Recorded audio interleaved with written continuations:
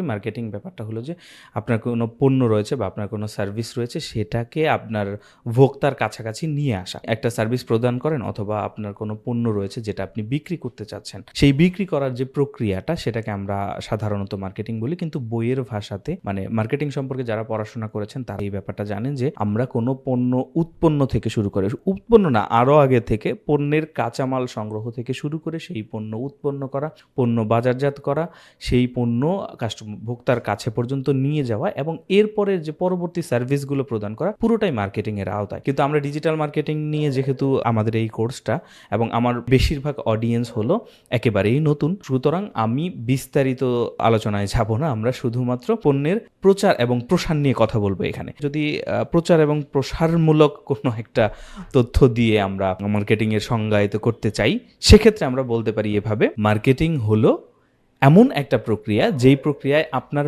পণ্য এবং সার্ভিসের কাছাকাছি আপনার টার্গেটেড অডিয়েন্সদের নিয়ে আসতে পারেন এবং তাদেরকে সেই পণ্য এবং সার্ভিস ভোগ করাতে উদ্বুদ্ধ করতে পারেন।